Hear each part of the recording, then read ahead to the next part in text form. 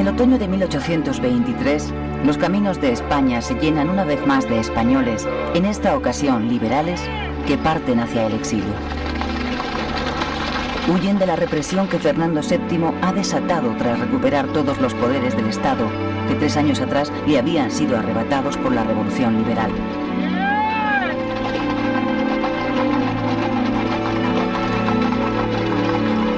Esta vez los exiliados se dirigen a 2 países, Francia e Inglaterra. Los que van a Francia optan por ciudades cercanas a España como Toulouse o Burdeos. Desde allí esperarán la ocasión para volver a su país.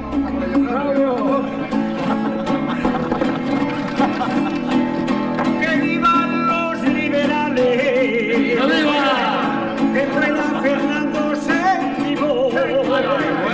¡Que vivan los liberales! ¡Que Goya, Moratín y Salcedo se nos queden en Burdeos! ¡Se nos queden en Burdeos! ¡Que vivan los liberales!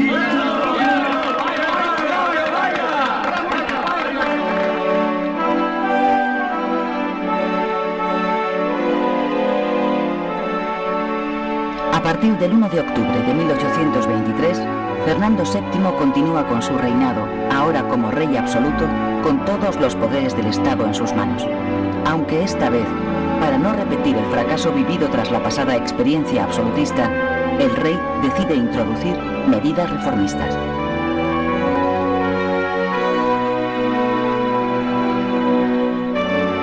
La más importante, y que perdura todavía hoy, es el establecimiento del Consejo de Ministros.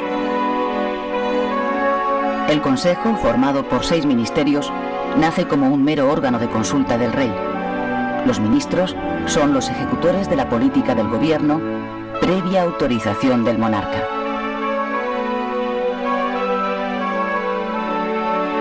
Luis López Ballesteros, ministro de Hacienda, sobresale de entre todos los de su época por el acierto de su política reformista.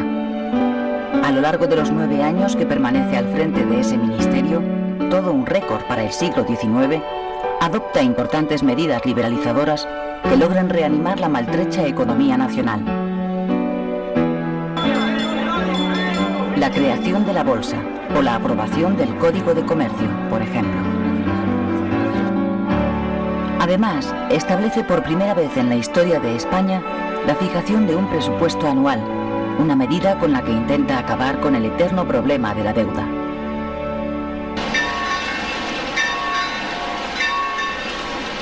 La política reformista del gobierno provoca verdadera alarma entre los absolutistas más reaccionarios, también llamados realistas exaltados, que durante el gobierno de los liberales habían apoyado al rey. ¡Hermanos todos en Cristo, escuchadme! No importa que nuestro padre haya sido agraviado. ¡La culpa es de los liberales! Los realistas exaltados se convierten a partir de entonces en la oposición más fuerte al gobierno de Fernando VII. En 1826, la rebelión de los realistas se hace fuerte en las zonas rurales, y es en Cataluña donde al calor de una revuelta de campesinos adquiere más fuerza. Aquel movimiento de rebeldía es conocido como la Guerra de los Agraviados.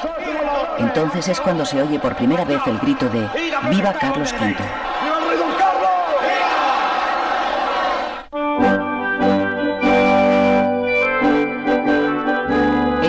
Rey Don Carlos es el infante Carlos María Isidro, hermano de Fernando VII, un hombre con fama de piadoso que es elegido por el movimiento ultra como su nuevo rey.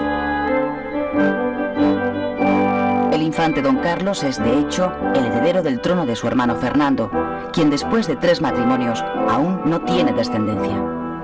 La prematura muerte de la tercera esposa del rey, María Amalia de Sajonia, en la primavera de 1829, aumenta las posibilidades sucesorias del infante Don Carlos. Para desesperación de los realistas exaltados, 6 meses después de enviudar, Fernando VII, que tiene 45 años, vuelve a contraer matrimonio. Su cuarta esposa es su sobrina, María Cristina de Borbón, de 23 años. La boda tiene lugar en Aranjuez y es celebrada con festejos populares.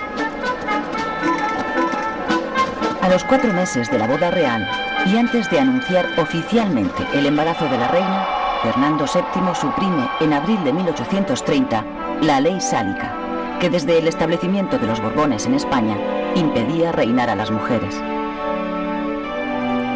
De esta forma, el monarca se asegura de que su próximo descendiente pueda reinar aunque sea mujer. Eso significa que su hermano don Carlos queda excluido de la sucesión. Y así es en efecto. En el mes de octubre de 1830 nace una niña, la infanta Isabel. Ella es la heredera.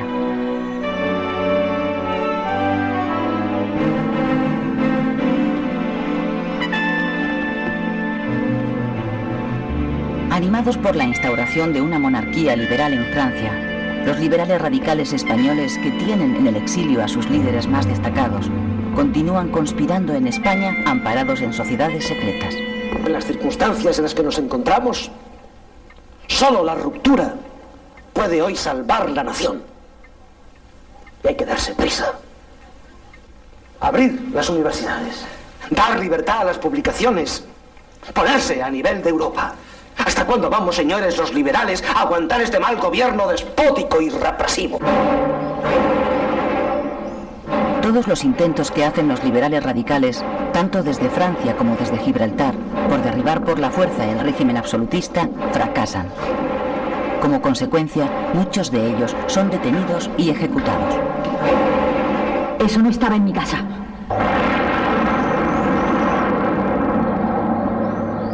De todos los ajusticiamientos, el que más conmueve a la sociedad es el de la joven granadina Mariana Pineda, ejecutada a garrote vil por haber participado en una conspiración liberal para la cual había bordado una bandera.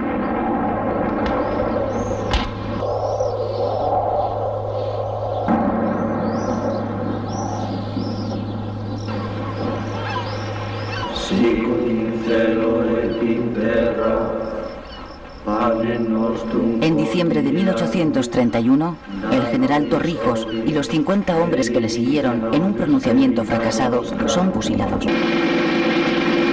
¡Fuego!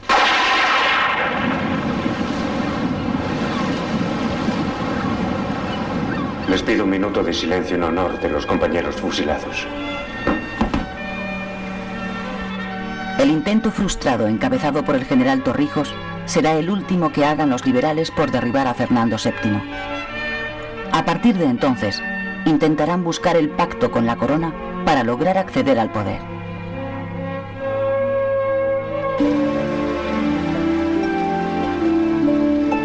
En el verano de 1832, estando en el Palacio de la Granja, Fernando VII cae gravemente enfermo.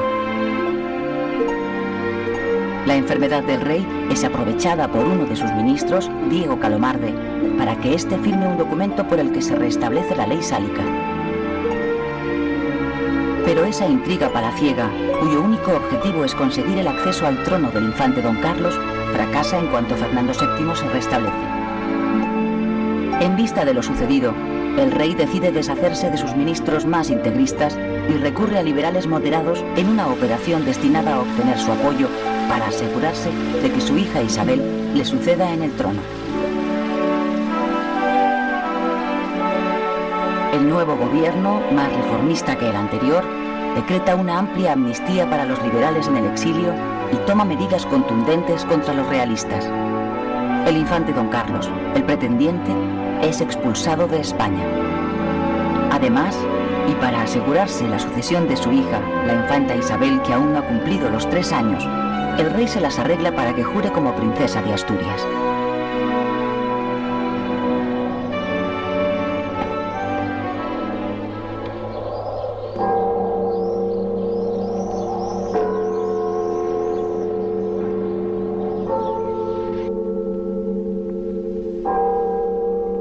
El 29 de septiembre de 1833, con la llegada del otoño, muere en el Palacio de la Granja Fernando VII.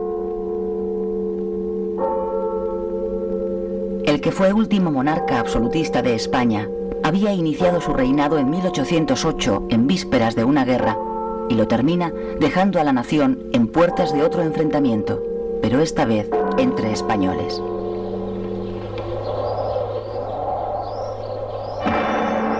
Mientras su cuerpo es enterrado en el Escorial, su hermano don Carlos, que no reconoce a su sobrina Isabel como nueva reina, se autoproclama rey y se subleva.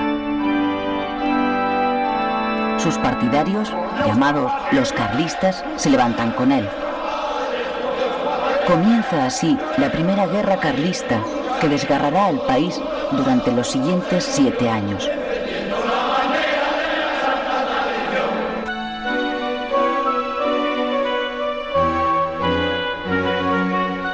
María Cristina, viuda del rey Fernando VII, pasa a ser reina regente hasta que su hija Isabel, que en ese momento tiene 3 años, llegue a la mayoría de edad. La reina gobernadora, que hereda de su marido todos los poderes del Estado, necesita salvar el trono de su hija y hacer frente a los carlistas sublevados. Para lograr ambas cosas, busca el apoyo de los liberales. Para formar el gobierno recurre a los viejos liberales que en su día participaron en las Cortes de Cádiz y que ahora son moderados. Los liberales, por su parte, colaboran con la reina, con la esperanza de poder poner en marcha su propia revolución. Es decir, convertir la monarquía absoluta en monarquía constitucional y reformar a fondo la estructura económica de España para que el país pueda equipararse al resto de las naciones europeas.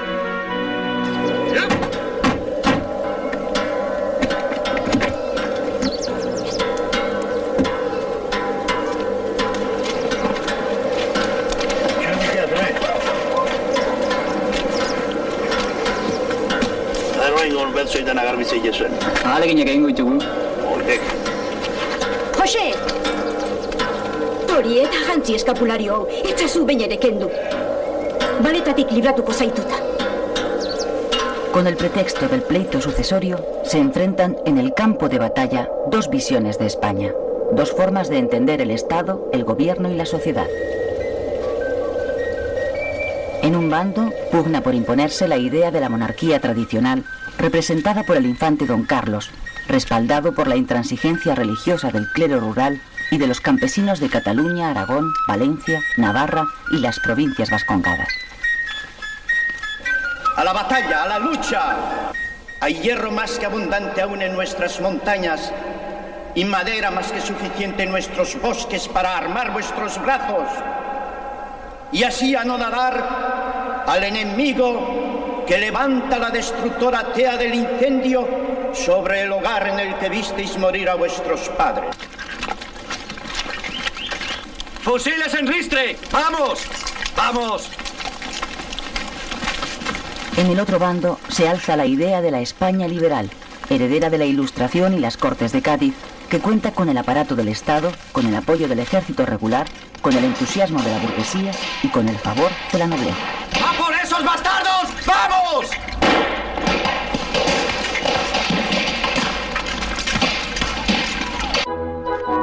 El escritor y político Francisco Martínez de la Rosa, que había participado activamente en la elaboración de la Constitución de 1812 en Cádiz, defendiendo posiciones radicales y que ahora es un liberal moderado, es el elegido por la reina regente para pilotar la transición desde el absolutismo al liberalismo.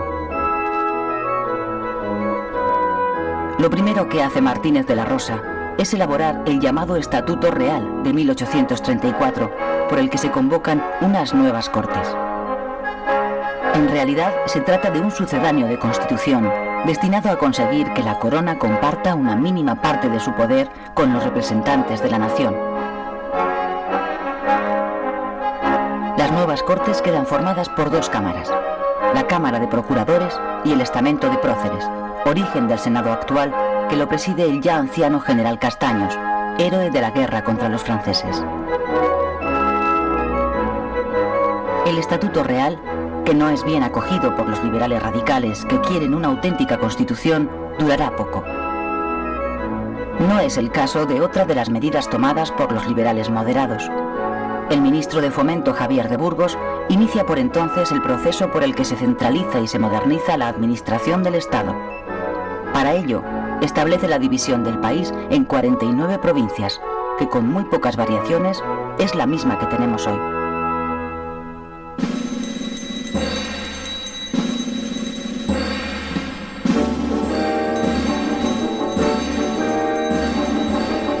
Sean todos bienvenidos al que me honro en representar como alcalde. Antes de nada, quiero pedirles, queridos forasteros, que se hagan a la idea que estamos en el año de 1834. El país está en guerra civil. Resulta que los partidarios de don Carlos, los carlistas, no quieren que una mujer, la niña Isabel, alcance el trono de España.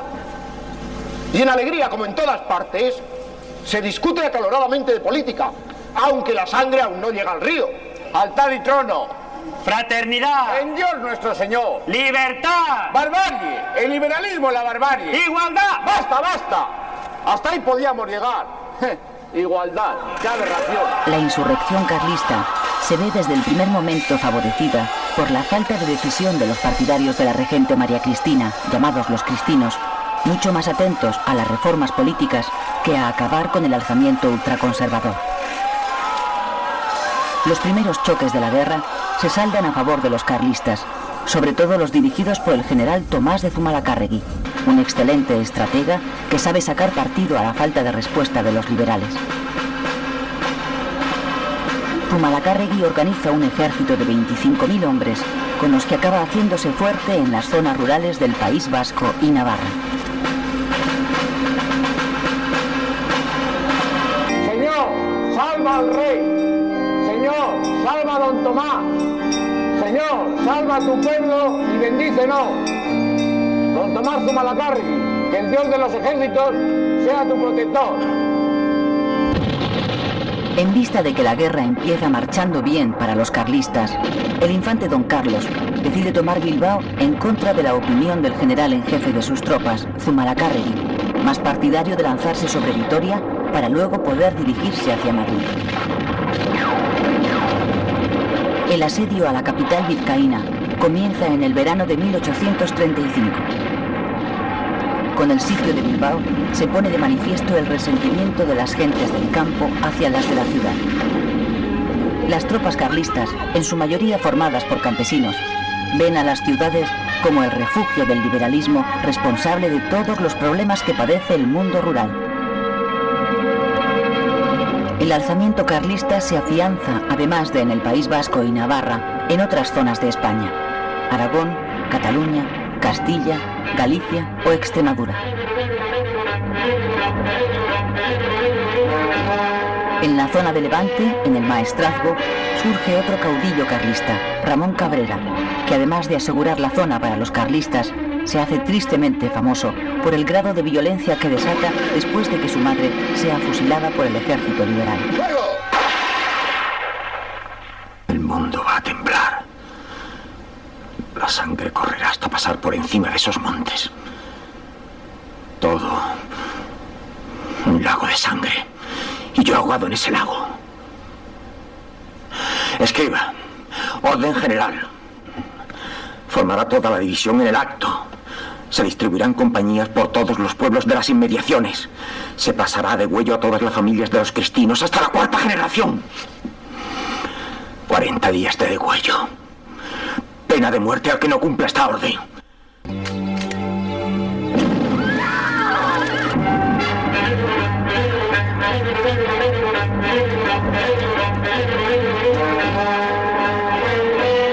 El asedio de Bilbao, defendida con uñas y dientes por las milicias locales, se cobra inesperadamente la vida del general en jefe de las tropas carlistas. Zumalacárregui muere a causa de las heridas recibidas en una pierna mientras observa el combate. Los carlistas levantan entonces el asedio. Al año siguiente lo intentan de nuevo. Esta vez son las tropas liberales, al mando del general Espartero, quienes después de ganar la batalla del puente de Luchana, liberan la ciudad.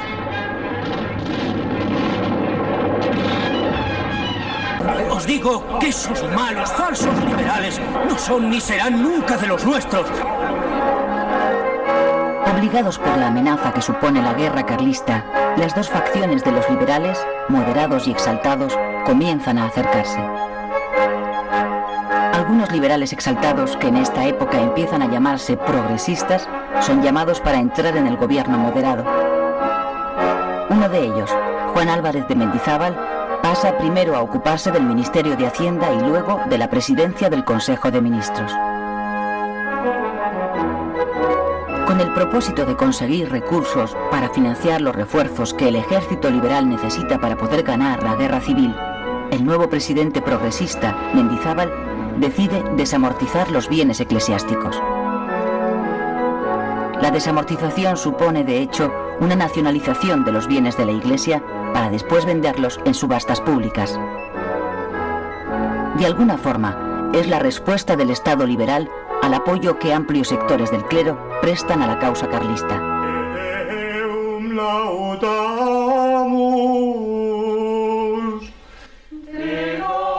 Mendizábal decide como primera medida disolver las órdenes religiosas y declarar sus posesiones, que son principalmente tierras, bienes nacionales. Unos 25.000 religiosos se ven obligados a abandonar los cerca de 2.000 conventos que hay en ese momento repartidos por todo el país. Para los liberales, la propiedad es el motor de la sociedad y el sustento de la riqueza de la nación. Por este motivo, consideran que la liberalización del suelo resulta fundamental para su proyecto. La gran cantidad de tierras subastadas, cerca de 10 millones de hectáreas, crea entre los compradores, fundamentalmente burgueses y comerciantes que se benefician de la desamortización, una amplia red de apoyo a la causa liberal. Entre los nuevos propietarios también hay miembros de la aristocracia. La nobleza, cuyas tierras han sido respetadas por los liberales, apoyan la causa liberal y participan en las subastas para ampliar sus patrimonios. Este es el motivo por el que en media España, al sur del Tajo, se acentúa aún más la concentración de tierras que constituyen los grandes latifundios.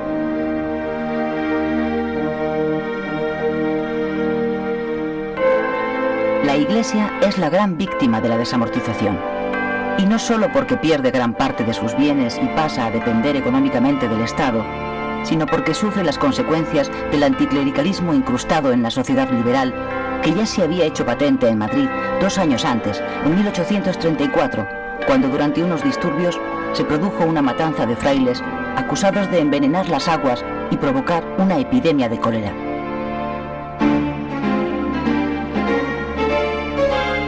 Los otros grandes perdedores de la desamortización son los campesinos. Los pequeños arrendatarios, al no poder comprar sus tierras, pasan a convertirse en jornaleros de los nuevos propietarios junto a los empleados de las tierras expropiadas. De este modo, los campesinos se proletarizan.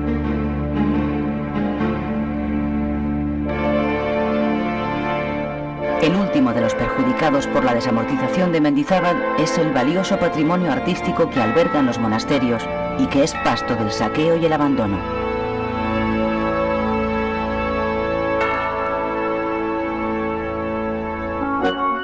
Después de fracasar en los 2 asedios de Bilbao, los carlistas cambian de táctica. Ponen en marcha varias expediciones militares que penetran en territorio enemigo para alentar el alzamiento de los partidarios de Don Carlos. La más famosa de esas expediciones es la encabezada por el general Miguel Gómez, quien al frente de 3.000 hombres recorre en 6 meses toda España, desde Vizcaya hasta Cádiz. La expedición se salda sin éxito, pero el hecho de que se haya podido realizar evidencia el escaso control que el ejército liberal ejerce sobre el territorio nacional.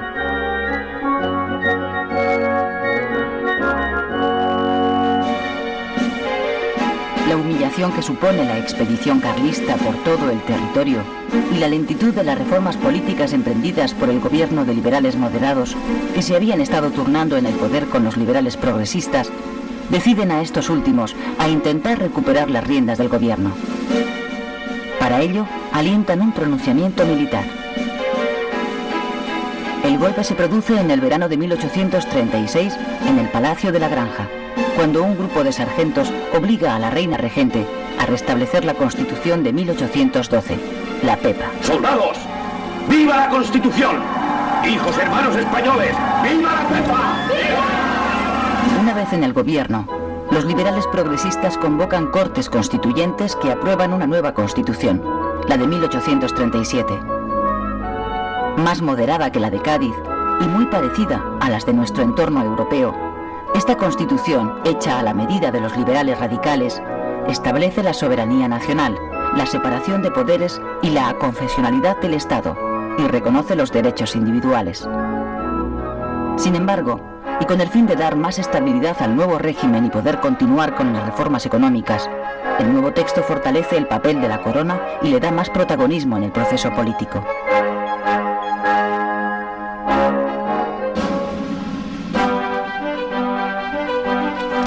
Los carlistas continúan con sus expediciones. El propio infante Don Carlos encabeza la llamada Expedición Real, que en el otoño de 1837 llega hasta las puertas de Madrid después de haber marchado sobre Aragón, Cataluña y Valencia. Se proponen tomar la capital de España. La amenaza carlista es en esta ocasión lo bastante seria como para poner realmente en peligro la supervivencia del Estado liberal.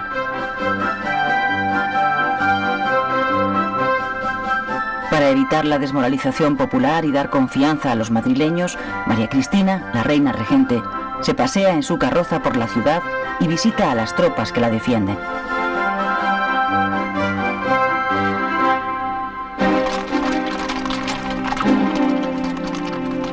Al final, el pretendiente, Don Carlos, no se atreve a forzar la entrada en Madrid y ordena la retirada hacia el norte. Pero esta decisión suya provoca una gran crisis interna en el carlismo, que se divide entre los partidarios de buscar una salida pactada con el ejército liberal y quienes defienden que hay que seguir con la guerra. 2 años más tarde, en 1839, acaba imponiéndose la facción encabezada por el general Maroto, jefe supremo del ejército carlista, quien manda fusilar a los generales que no están de acuerdo con el fin de la contienda.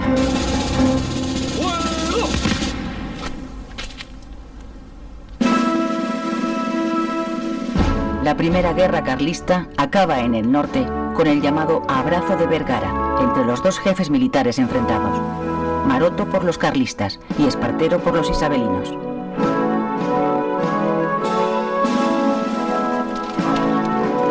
El general liberal se compromete a pedir al gobierno el mantenimiento de los fueros en las provincias vascongadas y en Navarra. Por su parte, el general carlista reconoce a Isabel II como reina, a cambio de que a él y a sus hombres les conserven sus empleos, grados y condecoraciones en el Ejército Nacional, al que quedan incorporados. Esta es nuestra bandera.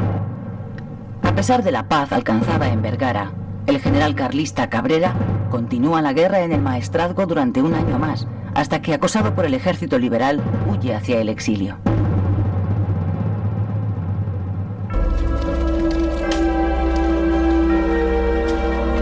La guerra carlista termina, pero después de 7 años de guerra civil, el país ha quedado exhausto. Miles de españoles han muerto en los campos de batalla o en la retaguardia, víctimas del odio y de la venganza.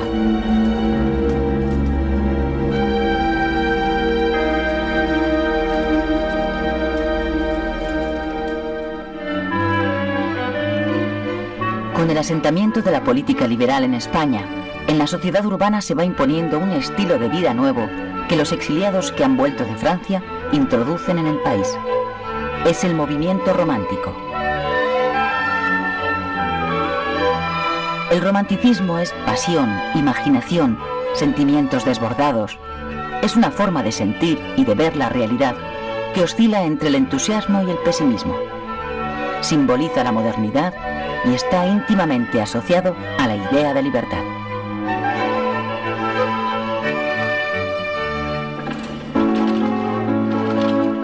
Con la libertad de expresión recogida por la nueva Constitución liberal, comienza el despertar de la prensa. Los periódicos que nacen en esta época, más de 100, lo hacen con vocación política. Sus páginas están al servicio de uno de los dos partidos, de los liberales moderados o de los progresistas. De entre todos los diarios sobresale por su calidad El Español. Fundado por el editor Andrés Borrego, el periódico moderado se convierte en la primera gran empresa periodística de España, donde colaboran los intelectuales del momento. Con sus proclamas, editoriales y polémicas, La prensa anima el debate político en las tertulias de los cafés y en la vida del Parlamento, ya de por sí bastante exaltada. En política, el romántico está tan seguro de sus convicciones que no suele aceptar el triunfo del adversario y cree firmemente que la revolución es el mejor camino para imponer los cambios. La aversión entre los partidos se intensifica de tal modo que a veces las discusiones políticas acaban dirimiéndose en un duelo.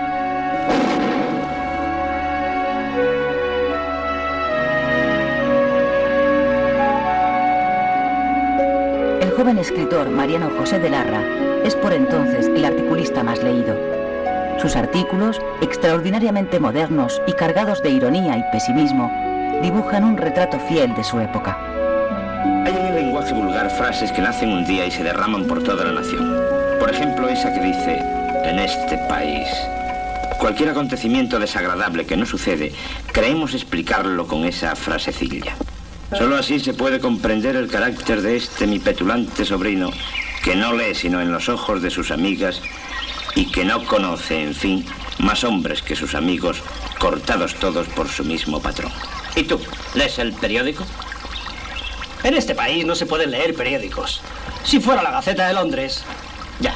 ¿Y tú sabes inglés? Pues no. ¿Y francés? Tampoco. Ya. Pues viaja un poco, al menos. En este país no se puede viajar. Qué posadas, qué caminos, qué país este. Larra, hijo de un médico afrancesado que tuvo que exiliarse, se había formado en Francia y conocía muy bien Europa. Por eso desea para España el mismo desarrollo material y político que Europa está haciendo realidad. Viajando por España se cree uno a cada momento la paloma de Noé, que sale a ver si está habitable el país. El carruaje viaja solo en la inmensa extensión del más desnudo horizonte. Ni pueblos, ni casas. ¿Dónde está España? ¿De qué manera hemos llegado a esto?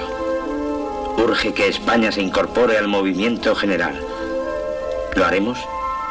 Lo que no se hace deprisa en este siglo, no se hace luego de ninguna manera.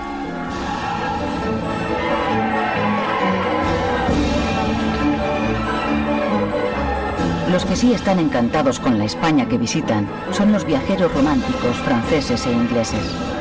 Ellos son los primeros turistas que recorren nuestro país en busca de emociones diferentes que después acaban plasmando en obras como esta ópera, Carmen de Bizet, que contribuirá, como pocas, a crear el tópico de la España de pandereta, poblada de toreros, gitanos y bandoleros.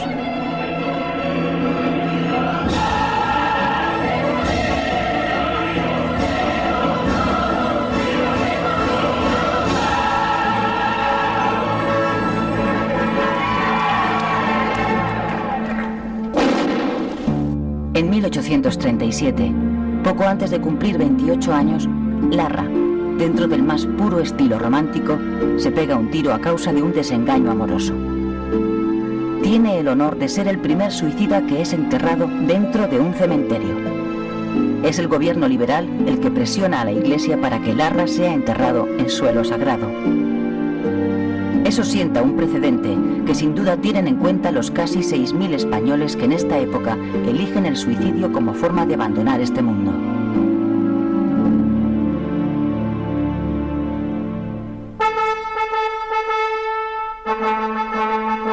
Los generales liberales, vencedores de la guerra contra los carlistas, se convierten en los protagonistas absolutos de la vida política durante el reinado de Isabel II.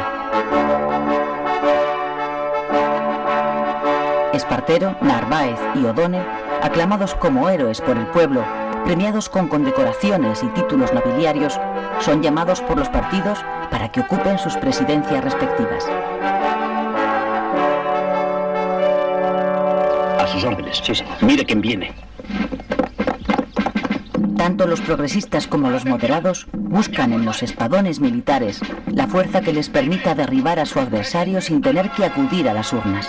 Y es que las elecciones son casi siempre ganadas por el mismo partido que las convoca. En ellas solo tiene derecho a participar los ciudadanos que pagan una determinada cantidad de impuestos al Estado. No más de 100.000 españoles en el mejor de los casos, según el nivel en el que se sitúe el listón. los progresistas bajan el listón para ampliar la base electoral y los moderados lo suben para disminuirla. Servando tiene que estar. Que no está. Sí, que tiene que estar. Que no está, hombre, que no está. Con el final de la guerra contra los carlistas, en 1840 se recrudece la batalla política entre los progresistas y los moderados que en ese momento están en el gobierno. ¡Silencio! Estos pretenden sacar adelante una ley de ayuntamientos por la que los alcaldes dejan de ser elegidos por los vecinos y pasan a ser nombrados por el gobierno. La medida perjudica a los progresistas, que son quienes tienen más alcaldías. A pesar de la fuerte oposición que desata la ley, la reina regente María Cristina, que siempre ha estado más cerca del liberalismo moderado, la sanciona con su firma. El general Espartero, en nombre de los progresistas, encabeza un pronunciamiento en contra de la regente. El ejército guarda silencio, es decir, no respalda a la reina.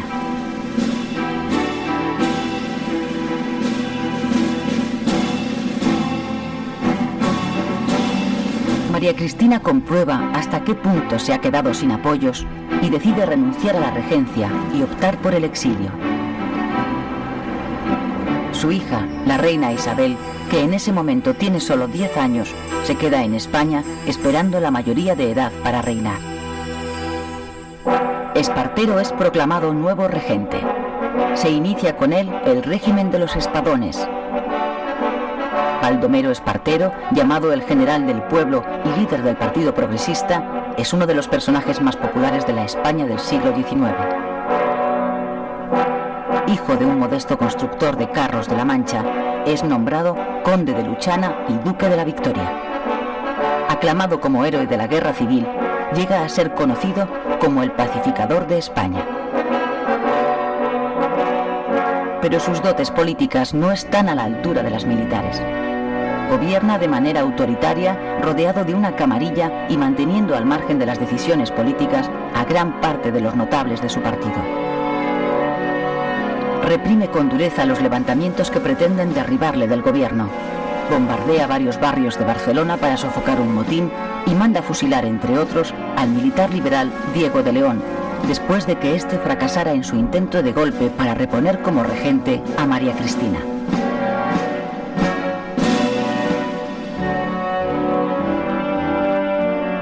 Su mandato desata tal grado de oposición que consigue unir a todos los liberales, progresistas y moderados para acabar con los excesos de su poder personal. En julio de 1843, al grito de libertad o muerte, se produce un pronunciamiento contra Espartero que es apoyado por moderados y progresistas.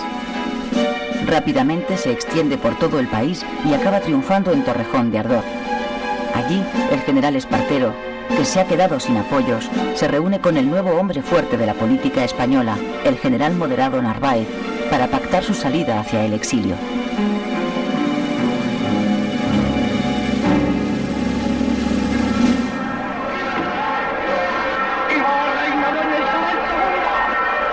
Derribado Espartero y ante la falta de regente, las Cortes declaran mayor de edad a Isabel II, que acaba de cumplir 13 años, y la proclaman reina.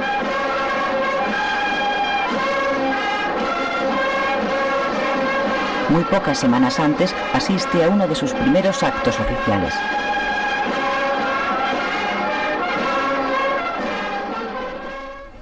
Estas dos paletas tienen un alto valor simbólico. Esta sirvió a la reina Isabel II para poner el día 10 de octubre de 1843 la primera piedra de este palacio, del Palacio del Congreso de los Diputados. Y esta otra es la que utilizó el rey don Juan Carlos para colocar la primera piedra de las obras de ampliación del palacio. Siendo regente del reino el general Espartero, el gobierno encargó un concurso público para la construcción, decía textualmente en la ley promulgada al efecto, de un edificio digno de la representación nacional, si bien sencillo y de severo carácter. Ganó el concurso el arquitecto don Narciso Pascual Colomer, cuyo presupuesto ascendía a casi 15 millones de reales. El 10 de octubre de 1843, la reina Isabel, que aquel mismo día cumplía 13 años de edad, ponía la primera piedra del edificio, cuya construcción había de durar 7 años.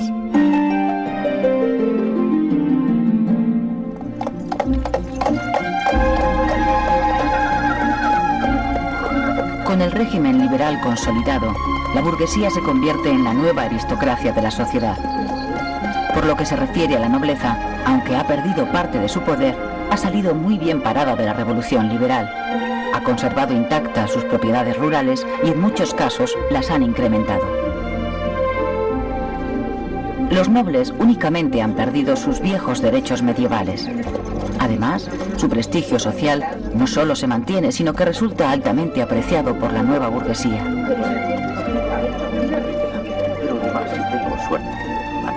En el campo, junto a la nobleza, surge un nuevo grupo de terratenientes que han comprado sus tierras en las subastas de la desamortización. Conforman una potente burguesía agraria.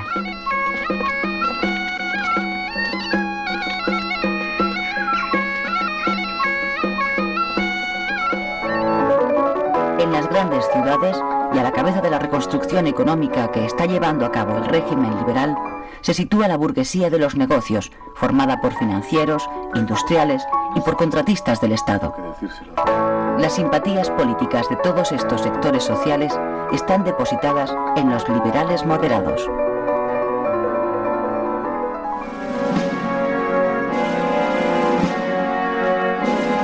El capitán general Ramón María Narváez asume la presidencia del gobierno en 1844 y permanece 10 años en el cargo. Conocido como el Espadón de Loja por su lugar de nacimiento, Narváez se convierte en el hombre fuerte del Estado y del Partido Moderado. Sus objetivos son fortalecer la corona, centralizar la administración y establecer un orden público más eficaz. Órdenes, mi capitán. Formada la fuerza.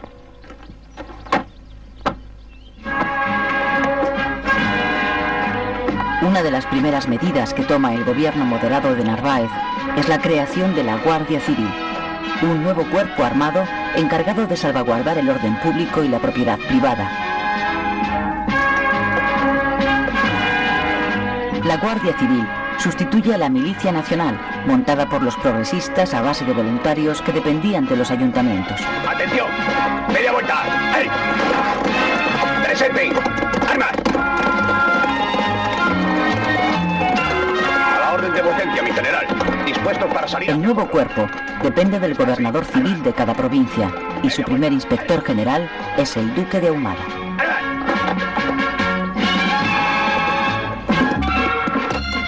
La Guardia Civil va a jugar un papel importante en la definitiva pacificación de la España rural, donde desde hace décadas el bandolerismo y el pillaje se han hecho crónicos.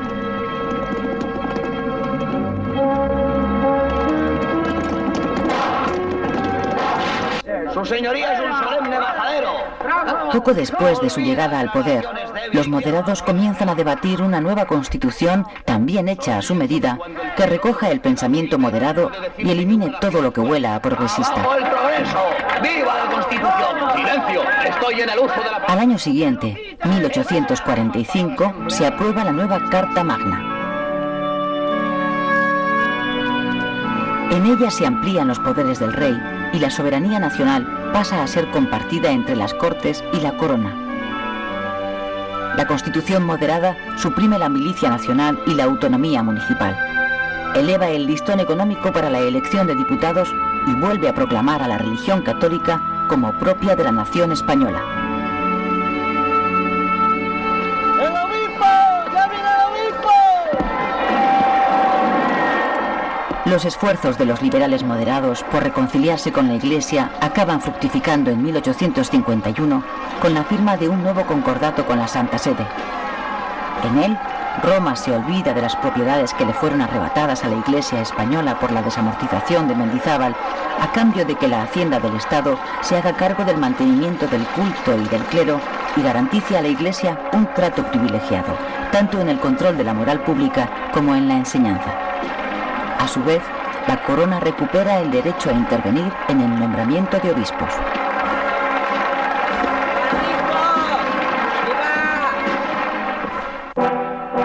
El gobierno moderado de Narváez continúa con su política liberal de hacer nación por distintas vías, promoviendo leyes iguales para todos los españoles, centralizando la administración y modernizando los impuestos.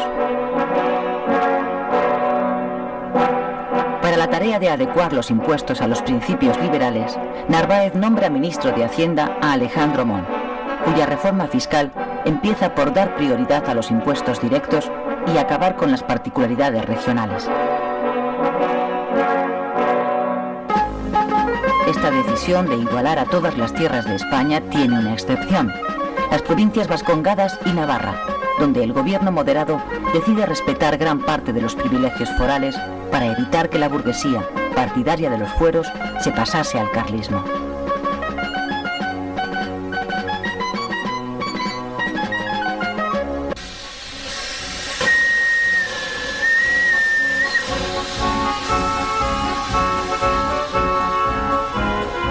Escenas como esta, la inauguración del ferrocarril de Gijón a Sama de Langreo, empiezan a repetirse poco a poco en toda España. El primer tren que circula por la península es el que cubre la línea entre Barcelona y Mataró. Es inaugurado en 1848. Aunque el ferrocarril llega con casi 20 años de retraso, su desarrollo va a resultar vital tanto para la vertebración de las tierras de España como para que el país logre dar el salto de una economía local muy atrasada a otra de integración nacional más acorde con los tiempos. Desde el gobierno, muy interesado en la implantación del ferrocarril, se aprueban leyes para favorecer su desarrollo.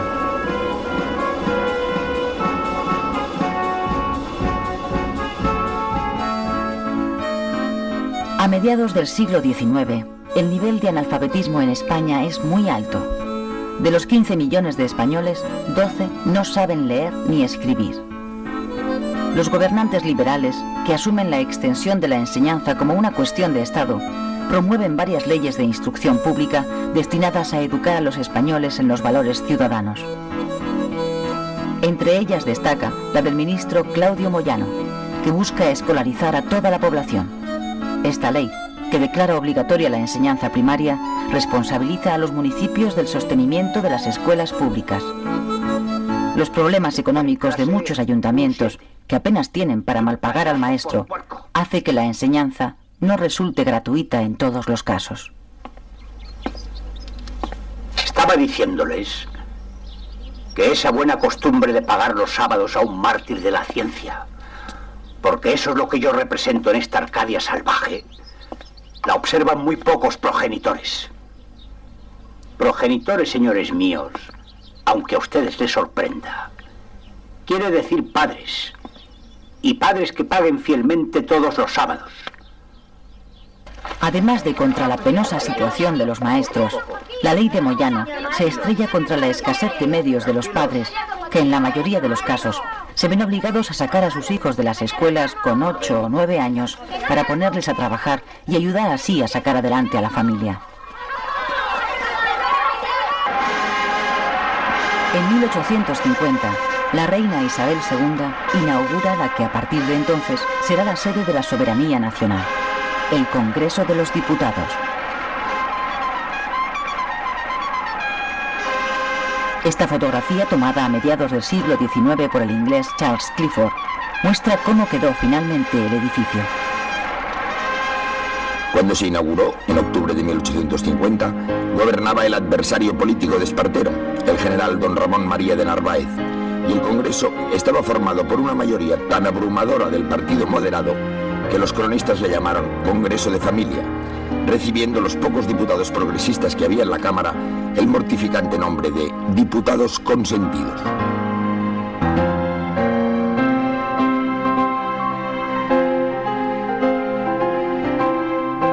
Construido en piedra gris con adornos de piedra blanca, tiene en su fachada un pórtico compuesto de 6 columnas corintias que enmarcan la gran puerta de bronce.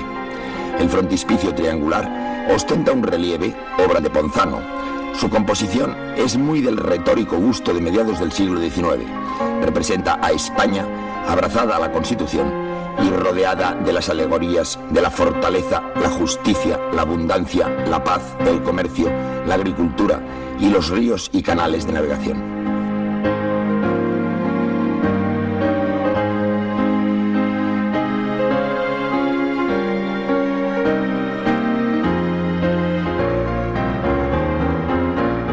El sueño de los liberales de conseguir una nación de ciudadanos libres, iguales ante la ley y soberanos, se hace realidad en este palacio del liberalismo, en el Congreso de los Diputados.